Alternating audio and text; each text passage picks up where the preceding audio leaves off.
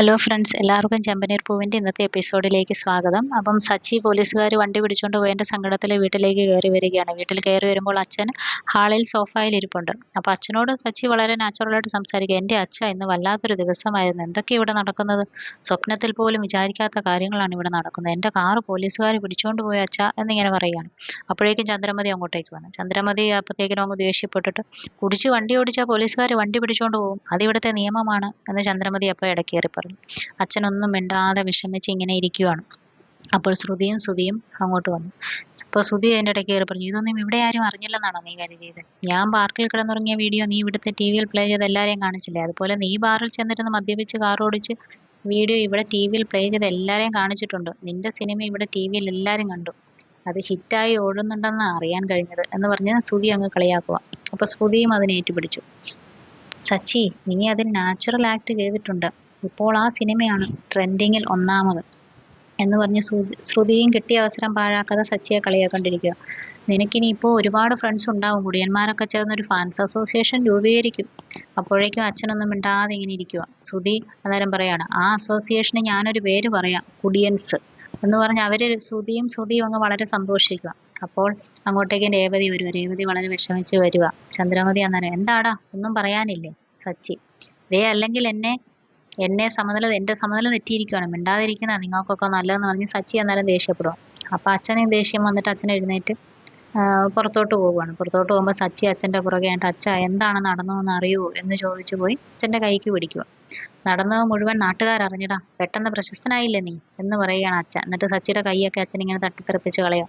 അത് കേട്ട് സച്ചി ആകെ ഞെട്ടിപ്പോയി. അച്ഛൻ വിശ്വസിക്കും എന്നൊക്കെ ഓർത്താണ് സച്ചി വലിയ പ്രതീക്ഷയോടെയാണ് വന്നത്. എൻ്റെ മോൻ സച്ചി മുൻകോപക്കാരനാണ്, പേരുദോഷം ഉണ്ടാക്കുന്നൊന്നും അവൻ ചെയ്യില്ല, ന്യായമല്ലാതൊന്നും അവൻ ചെയ്യില്ല എന്നൊക്കെയാണ് ഞാൻ എല്ലാവരോടും പറഞ്ഞിരുന്നത്. ഇപ്പോൾ നീ എൻ്റെ മുഖത്ത് കരിവാരി തേച്ചില്ലേടാ എന്ന് ചോദിക്കുക അച്ഛൻ. അപ്പോൾ സച്ചി, ഇല്ലച്ഛ, ഞാൻ അങ്ങനെയൊന്നും എന്ന് പറയാൻ വരുമ്പോഴത്തേക്കും അച്ഛൻ, ഇല്ല, നീ ഇനി എന്നെ അങ്ങനെ വിളിക്കരുതെന്ന് പറഞ്ഞുകൊണ്ട് സച്ചിയോട് ദേഷ്യപ്പെടുവാണ്. അത് കേട്ട് എല്ലാവർക്കും സന്തോഷം വരുവാണ്.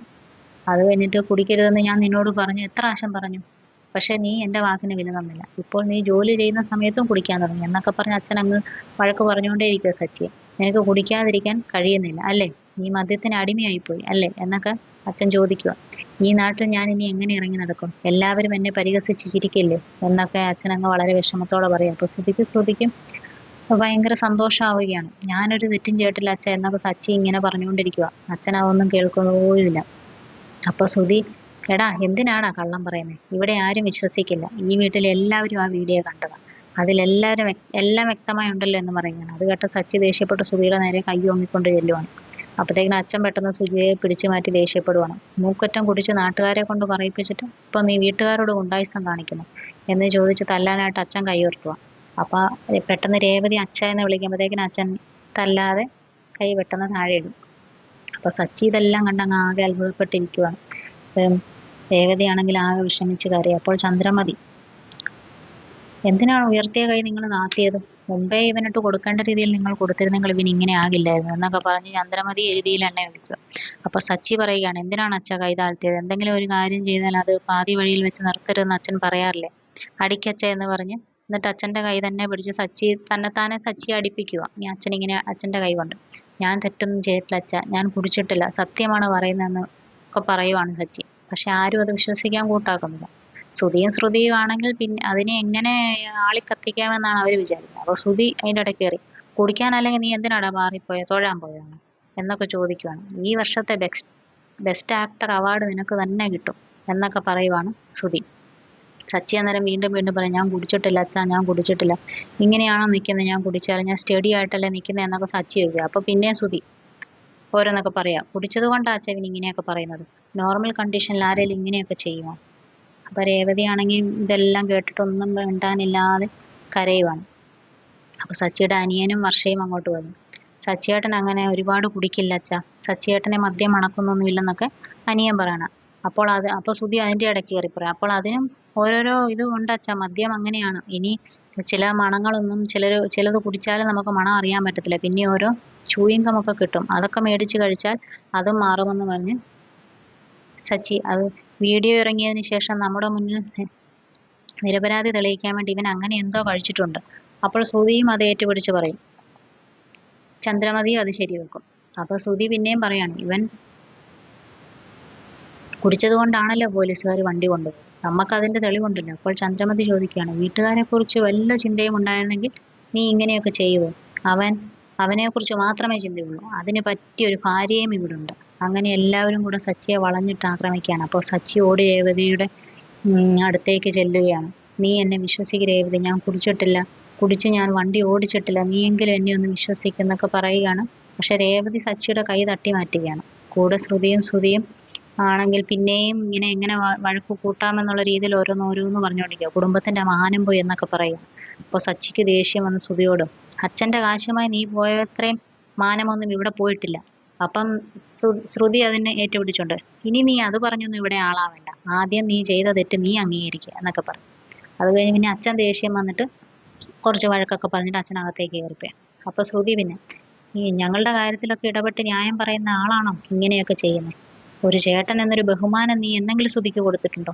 ഞങ്ങൾ വാങ്ങാനിരുന്ന കാറ് നീ കമ്മീഷന് കിട്ടാൻ വേണ്ടിയിട്ട് മറ്റൊരാൾക്ക് കൊടുക്കാൻ പറഞ്ഞു. ആ കമ്മീഷൻ കിട്ടിയ കാശിനായിരിക്കും കുടിച്ചത് എന്ന് പറയുകയാണ്. നിന്റെ അഹങ്കാരത്തിനുള്ള ശിക്ഷ കിട്ടി. നാട് മുഴുവൻ നിന്നെ ആട്ടിത്തുപ്പുവാണ്. സത്യം പറയാലോ, സന്തോഷമായി എനിക്കെന്നും പറഞ്ഞ് ശ്രുതി അങ്ങ് ഭയങ്കരമായിട്ട് സന്തോഷിക്കുവായി. ഇനി ഞങ്ങളുടെ ഒരു കാര്യത്തിന് ഇടപെട്ട് ന്യായം പറയാൻ വന്നേക്കില്ല. ഇതൊക്കെ കേട്ട് രേവതി ആകെ വിഷമിച്ച് എന്താണ് പറയേണ്ടതെന്ന് അറിയാൻ നിൽക്കുക. ഇത്രയും പറഞ്ഞിട്ട് ശ്രുതി അകത്തേട്ട് കയറിപ്പോവാ.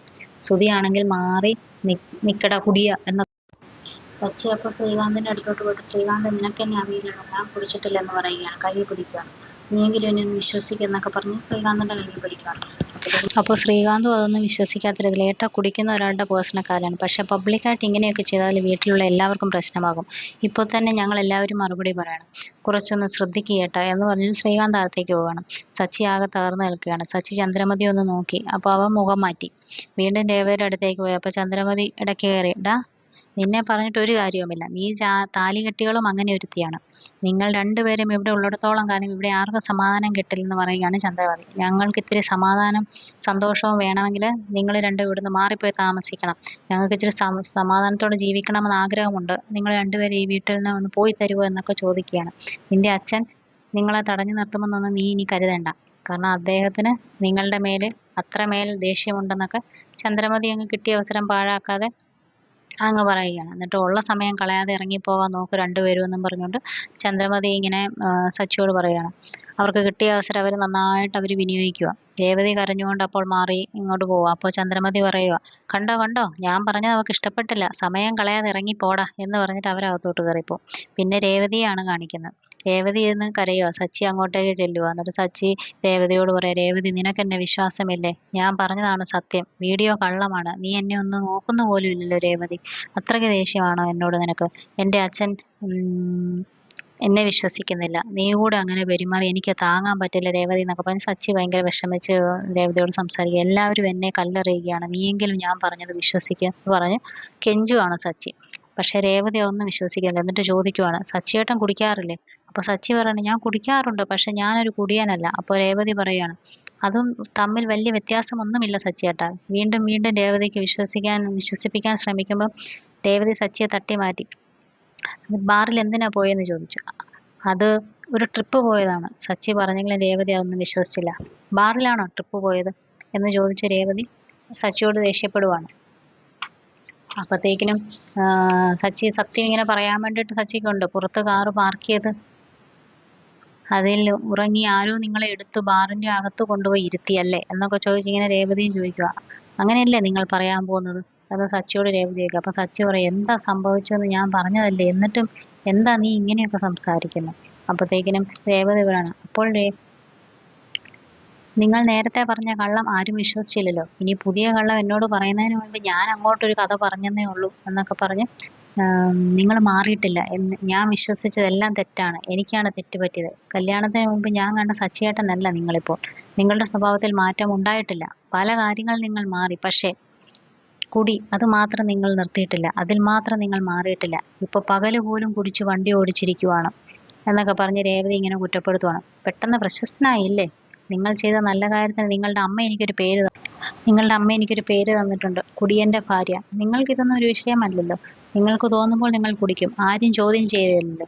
എൻ്റെ വീട്ടിലും ഈ വീട്ടിലും നാണം കെട്ട് തല കുനിച്ച് നിൽക്കേണ്ട അവസ്ഥയാണ് എനിക്കിന്ന്. ഞാൻ എങ്ങനെ ഇനി പുറത്തിറങ്ങും എന്നൊക്കെ പറഞ്ഞ് രേവതി ഇങ്ങനെ ആകെ വിഷമിച്ച് ഇങ്ങനെ കരഞ്ഞുകൊണ്ടിരിക്കുകയാണ്. നിങ്ങൾ നിങ്ങളുടെ ഇഷ്ടം പോലെ ജീവിക്കുക, മറ്റുള്ളവരാൽ അപമാനിക്കപ്പെട്ട് ഇങ്ങനെ ജീവിക്കാൻ എൻ്റെ വിധി എന്നൊക്കെ പറഞ്ഞ് രേവതി ഇങ്ങനെ തലക്കെട്ടൊക്കെ അടിക്കുവാണ്. അപ്പോൾ സച്ചി സത്യം പറയുവാണ്. അന്ന് നമുക്ക് മാല കെട്ടാൻ ഓർഡർ തന്ന വിജയ് കുമാർ സാറില്ലേ രേവതി എന്നൊക്കെ പറഞ്ഞ് സച്ചി ഇങ്ങനെ കഥ വേണം. ആ സാറാണ് എന്നെ ഓട്ടം വിളിച്ചത്. അവരുടെ കൂടെ അനൂപും ഉണ്ടായിരുന്നു. കുറേ സമയം വെയിറ്റ് ചെയ്തിട്ട് വരാത്തതുകൊണ്ടാണ് രേവതി ഞാൻ ബാറിനകത്തേക്ക് കയറിപ്പോയത്. അല്ലാതെ ഞാൻ കുടിച്ചിട്ടില്ല. വേണമെങ്കിൽ നീ അനൂപിനോട് ചോദിച്ചു നോക്ക് എന്ന് പറഞ്ഞ് സച്ചി ഫോൺ രേവതിയുടെ നേരെ നീട്ടുകയാണ്. അപ്പോഴത്തേക്കും രേവതി എനിക്കൊന്നും വേണ്ടെന്ന് പറഞ്ഞുകൊണ്ട് കൈ കുപ്പി നിൽക്കുന്ന രംഗത്തോടെയാണ് ഇന്നത്തെ എപ്പിസോഡ് അവസാനിക്കുന്നത്. അപ്പോൾ ഇനിയും നാളെ പുതിയ എപ്പിസോഡിൻ്റെ വിശേഷങ്ങളുമായി നാളെ കാണാം. എല്ലാവർക്കും ഇഷ്ടപ്പെട്ടെങ്കിൽ ലൈക്ക് ചെയ്ത് ചാനൽ ഒന്ന് സബ്സ്ക്രൈബ് ചെയ്യണേ ഫ്രണ്ട്സ്. താങ്ക്